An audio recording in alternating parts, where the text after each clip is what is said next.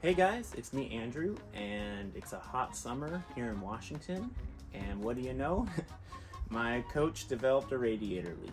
So the time has come to put in that fancy heavy-duty aluminum radiator I got from Applied GMC. So I'll be showing you guys how to do it. The factory service manual says it's a pretty easy job, at least what it outlines. So we'll see for ourselves, and I'll show you guys how to do it. So let's dive on in. So the very first step is to remove the grill. So around the perimeter, there's these 3/8 nuts, and you just loosen those up. Mine weren't even that tight, but there's 6 of them throughout the perimeter. Here is the page from the manual on how to do that.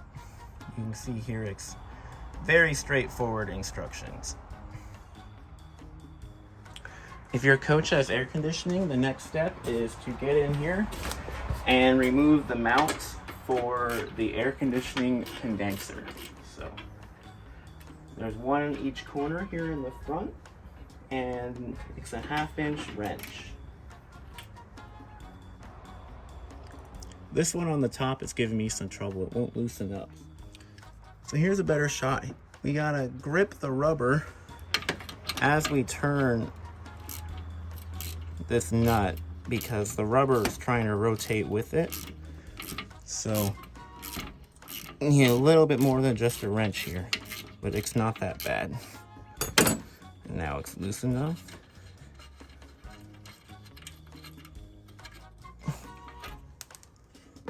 Perfect. So this one up here is a little hard to reach, but with the right socket and the wrench and the tool, it's really not that bad. There it goes. Each side has this shroud, so you'll want to take that off, and it's just a 1/2-inch bolts. Plus you gotta remove the mount for that AC condenser. But these come off pretty easily. You got the one here, and then another one up here. Let's go nice and easy. These have probably never been taken off, so there's no reason to try and rush anything here. No reason at all.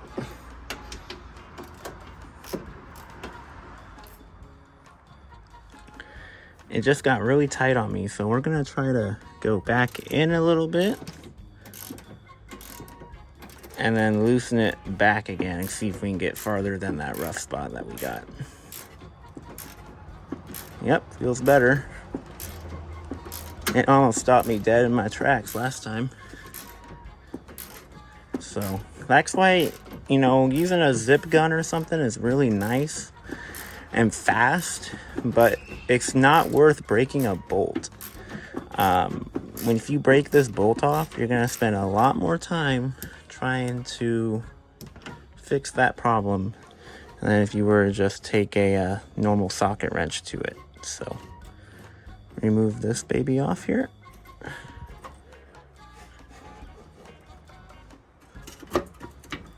And that should slide on out.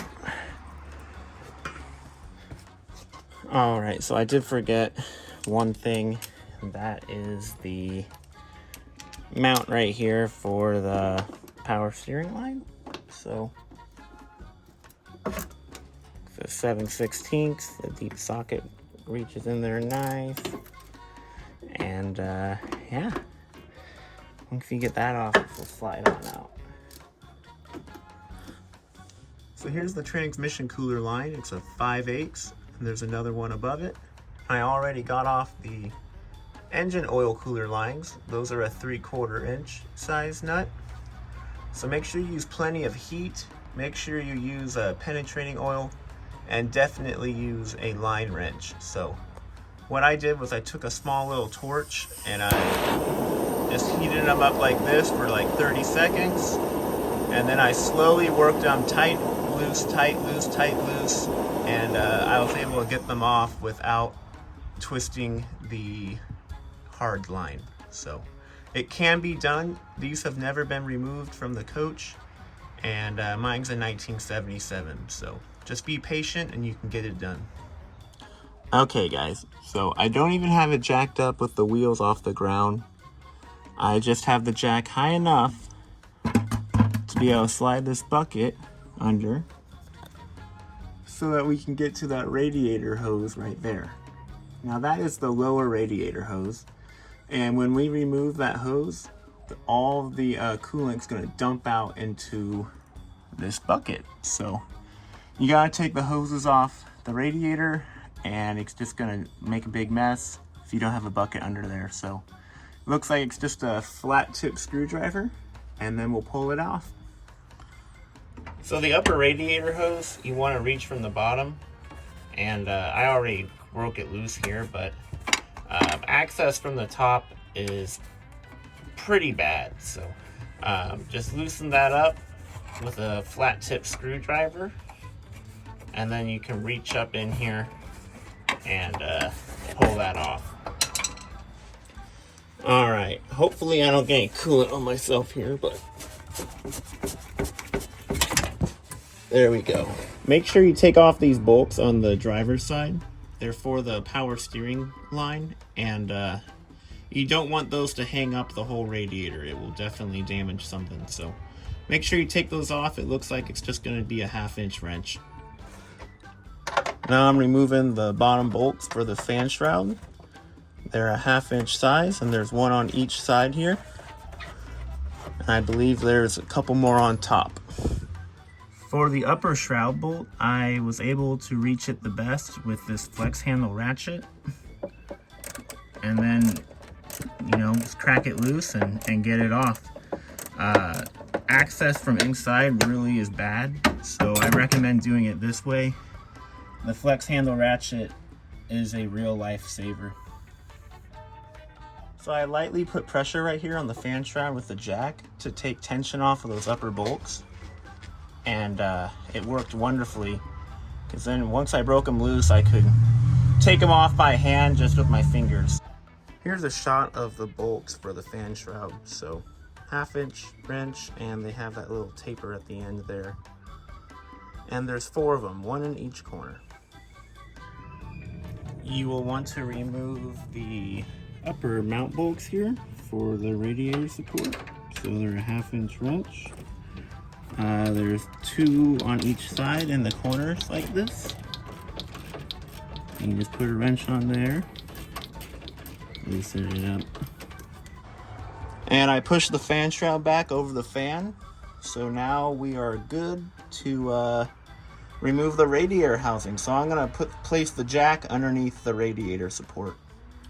Don't forget to remove this hose right here. This is the overflow tube that goes to the coolant reservoir. With the floor jack underneath, you're good to remove these 3 bolts right here. 1, 2, 3. Those hold the radiator to the main frame, and they are a 9/16 inch. Make sure you have everything else bolted before you do this. Double check everything so that when it comes out, it's gonna go nice and easy. So I got the floor jack right here, ready to catch the radiator when I release it. And here's a better shot of those mounts on the passenger side. Again, it's just the top and then those 2 bottom ones. And the radiator should slide right out the bottom. We will see. Also, don't forget to remove the wire right here on the passenger side for your low coolant light. That's the idiot light on your dash to tell you when you're low on coolant. So it's just a 1-wire connection. Make sure you pull that off before you remove the radiator. With everything clear, go ahead and lower down the radiator with the floor jack. Nice and slow. All right, this little bracket here gave me the hold up. So 1/2-inch wrench again. What was happening was this part would not clear the bracket. So I'm gonna take this off and it should come right out the bottom. So I have the coach jacked up, not even enough to get the front tires off the ground. And what I did was I lowered the radiator and then I tilted it forward. And if I tilt it just a little more, it should come out Of course, you could lift the coach higher, but this is working pretty good. So even if you had ramps to drive up on, you could get this radiator out. So here's the original radiator after 45 years? Yeah, 45 years. It's in pretty good condition. You can kind of see inside there some white crust forming, but the leak it had was pretty minor. You can see from the top edge there's evidence of the leak, but I'm gonna have good peace of mind with my new superior aluminum radiator I got from Applied GMC. Okay everyone, so we're at my work, the small engine repair shop, and what we're going to do is fabricate some new mounts for this radiator frame. And what I've done is I've marked a couple cuts on here, and I'm going to take an angle grinder and cut off the bottom hoop of the radiator frame. And then we'll be doing a little bit of welding to make it easier to install next time. So I'll show you now what I'm talking about. So I marked this right here, and we're gonna cut that off straight through. The location doesn't matter a whole bunch. This is gonna do just fine mounting like this. It's below the frame far enough, it won't interfere with anything. So we're gonna get some safety gear on, and we're gonna cut this off right here on both sides of the radiator frame.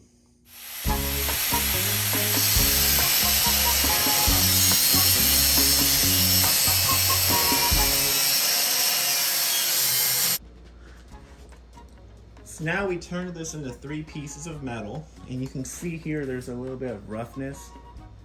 What I'll do is I'll take a die grinder and a little sanding pad, and we'll clean that up on all of the cuts. And then we're gonna weld it, and I'll show you a little trick that my friend Greg from the GMC community introduced me to, and I think it's a great idea. So I'm gonna do that on my own coach and show you how I will be doing it my way. So stay tuned, and we're gonna weld this baby up.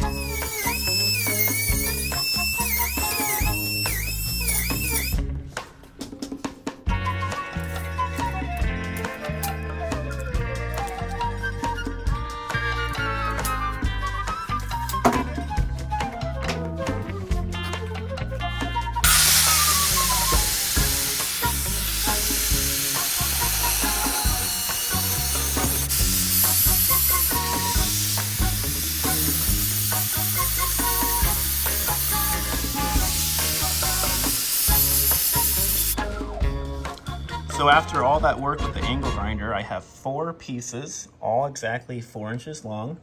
And I still have to drill the holes, but where the magnets are gonna be the holes roughly. And we're gonna bolt this bottom section of the frame to the side sections and basically remove a kind of like a trapdoor bottom piece. So next time the radiator can just fall out the bottom really easily. The way I'm making these is I'm taking a tape measure and I'm coming in, and 3/4 of the way from each side, I am marking a dot. Do it over here. And then I'm making sure that the dot is perfectly measured.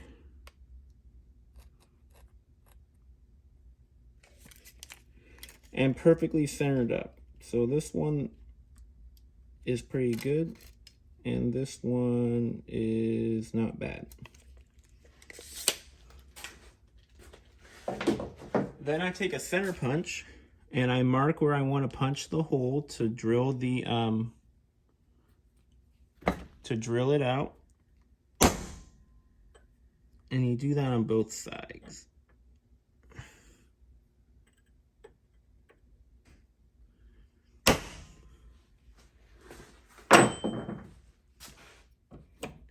It's nice to have a vise for this, but you really don't need one. With the hole center punched, you can test it with your drill, and make sure you use cutting fluid or some type of oil, and then just drill straight down.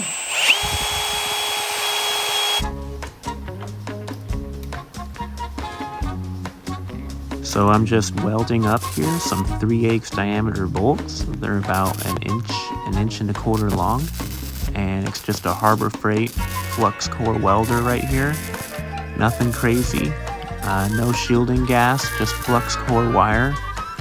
And you can see me here just laying a bead on either side and in the middle. And just securing this bolt into the angle iron. So we're gonna do that on both bolts here. And then clean up the welds and make it hot.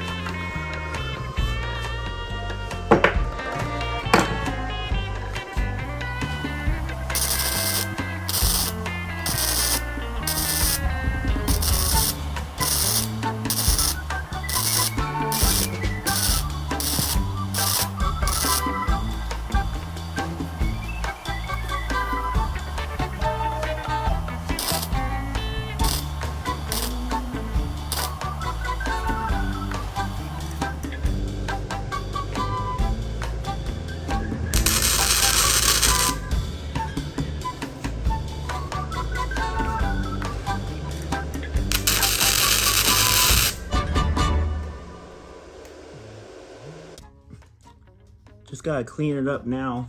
So what I did was I put the magnets on the back side,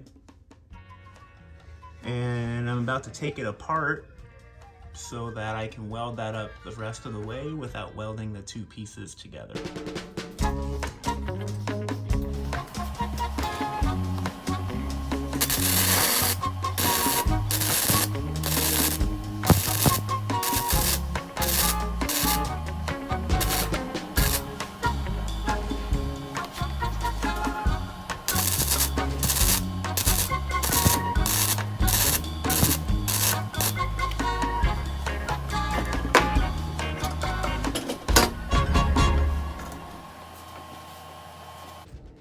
Well, I buzzed all the paint off of here, and I'm just painting it now with some Zero Rust spray paint. It's a flat black color. I did all the other pieces, and they came out great. So just on to the final piece here. This is the top of the radiator frame. I just used a die grinder to buzz all the paint off, and then washed it down good and degreased it, and putting on the final coat now. So gonna reinstall all of this, and should look pretty good. All right, so here's the frame. It's time to install the lower radiator pads now. The frame looks a little wonky, but that's because I have not bolted it together. So here's the mount that it uses. Or you can get these off of eBay, and I'll show you now how to install them. It's really easy. When you install these, you just push straight down, really, and they'll kind of seat themselves in there. So I did get all new grade 8 yellow zinc plated hardware, and yeah, we're gonna drop this in. The camera angle kind of sucks here, but slide this down and in here.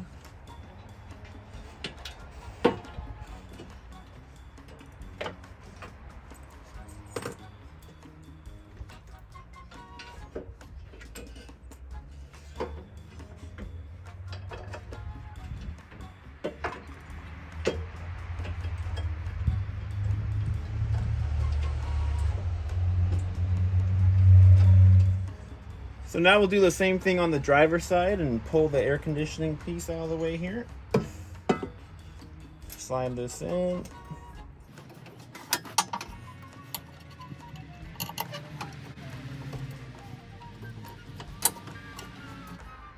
Now we can tighten all those up.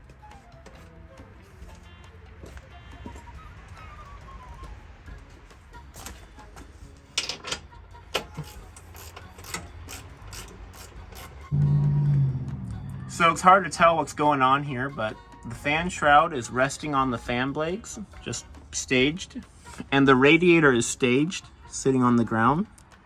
It's between the channels of the frame. So now all we have to do is get the bottom piece underneath the radiator, and then we can hoist it all up into position and make it rock and roll. I almost forgot to install the temp sensor, so I'm going to do that now. This little square plug, it's on here because it is optional. Mine still worked with the dash gauge, so I'm going to swap that sensor on now. So I got the sensor out, and it's just some plastic, and this is a brass wire brush, and just clean it up, get all the old Teflon tape off, and we will be putting on new Teflon tape. So this did not fit on the Superior radiator. What I did was I took the plug and removed it and put some Teflon tape on that plug. And now I'm gonna put Teflon tape on these adapters for the engine oil and the transmission cooler lines. So, yeah. It's important to put the Teflon tape because these do not seal with a flare union. You can see here they do have the flare on the inside to seal up on the transmission lines, for instance, is this size here. But these threads do the sealing for the other parts, so they do need Teflon tape. So we got the radiator in. The jack is holding up this lower bar. And now we just tighten up the nuts. There's not much clearance between the weld and the nut, so no room for a socket. You just use a open-ended wrench here. So I'm gonna tighten all those up. Here's the finished shot of the passenger side of the coach. So the upper plate here came out pretty good. What I'm gonna do now is install some new nut clips. They're called speed nuts. I got these at my local Tacoma screw store. Just press that on. So here's a shot of the new speed nut installed. Got these for a pretty good price at the local hardware store. And I just replaced all of them. They're a 5/16-18. And yeah, the standard size speed nuts, they fit perfectly.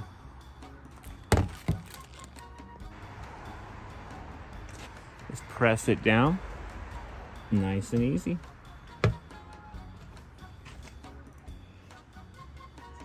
These are the old ones, and you can see they have seen better days. So make sure you install new ones. The part number is 32-0955. Go ahead and install the overflow nipple. Really simple. And I got it already prepped with the Teflon tape. So now this is gonna be the hard part. We have to get this upper plate back on. So in hindsight, I probably would have put that on before I put the radiator in. But in any case, if the radiator is in the way, I'm gonna loosen up the bottom mount bolts and on the fabricated mounts I made, and just drop it down, you know, a 1/2 inch to make the installation easier. So we got the top part in. What I ended up doing was lowering down the radiator slightly, and I did my best to center it up here. It's really hard to see, but on the left right here, you can see the new nut clip. And the fan shroud, I already attached the 2 bottom bolts loosely. So we're gonna reach in there and put on the 2 upper bolts. And I got new hardware for that as well. It's a 1/2 inch size wrench for those.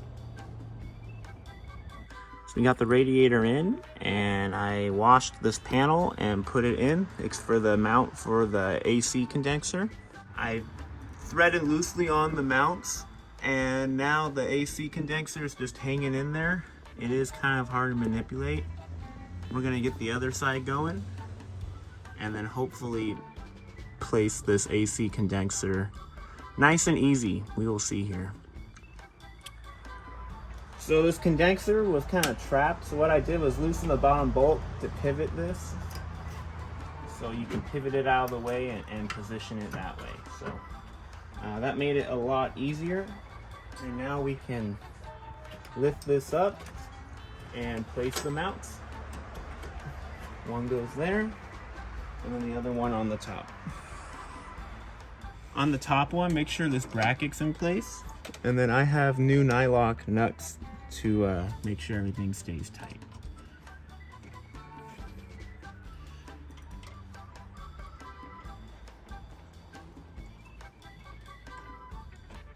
Don't forget the spacer on the upper bolt. It's like a little aluminum bushing. I just took a wire brush to mine and it polished right up. But the lower bolt does not have anything. It's only on that upper one on the driver's side to avoid those lines getting pinched. You have to wiggle the mounts around, but you can get them all on. I put new nylock nuts and it came out great. So here's a shot of the driver's side. It has the low coolant sensor on the driver's side now, so I think another day I will extend that wire over here, and that should be a pretty easy mod. This radiator also has this nice drain petcock, so that's really handy. And here's a shot of the passenger side. I did have to bend the cooler lines a little bit. The engine oil cooler lines were attached to the frame rail right here, and because they reach farther up now, way up high, I had to disconnect it from the frame rail and rebend them a little bit. It wasn't that hard at all. So I'm just going to tuck that yellow wire there out of the way until I get around to hooking it up on the driver's side. And now it's time to add the water. So you do have to have the perfect funnel to do this, but I'm using distilled water because I am going to run this to the rally this weekend and then drain it next week and add the correct type of coolant, which I will be using John Deere Coolgard from the John Deere dealership. It's a great coolant and it's compatible with all of the materials in this cooling system. So if it's good for a $20 million excavator, then it's plenty good for a GMC. So just gonna top this off and then we'll be able to fire it up and see what we got. I'm very excited.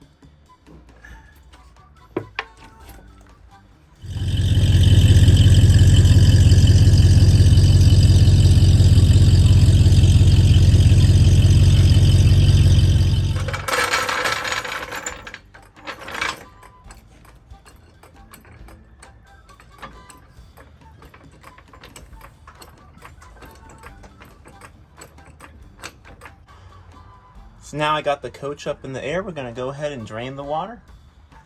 And just open the petcock.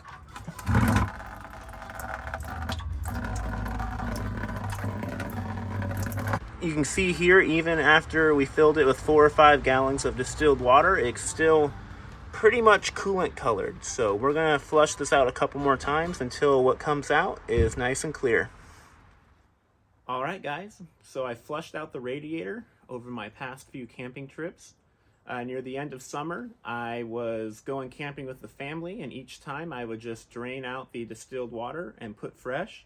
And it took about 4 times doing that until the water was running clear.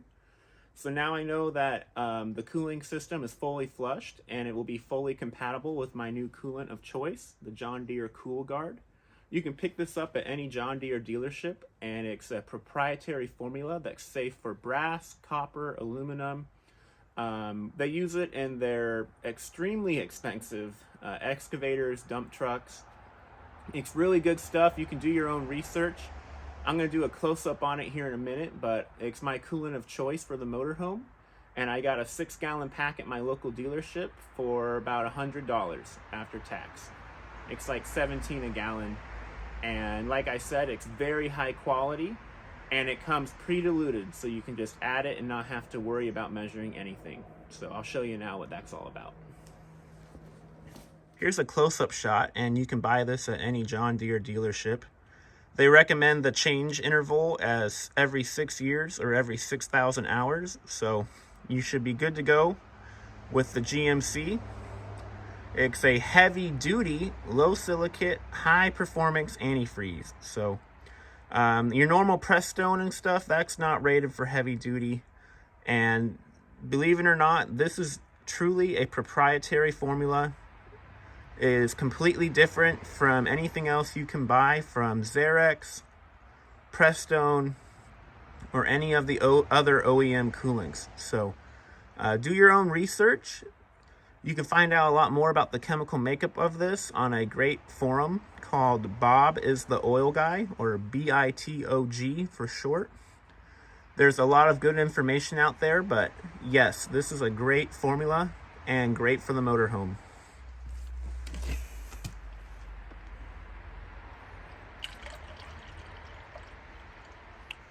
This is my favorite part. You don't even get your hands dirty. You can see the coolant, the John Deere color is like kind of an orange yellow. Not quite as orange as Dex Cool, but I'm on the 4th gallon here and we're almost filled up on the radiator. So I'm going to start the engine and then top it off, and we're good to go for about 6 years.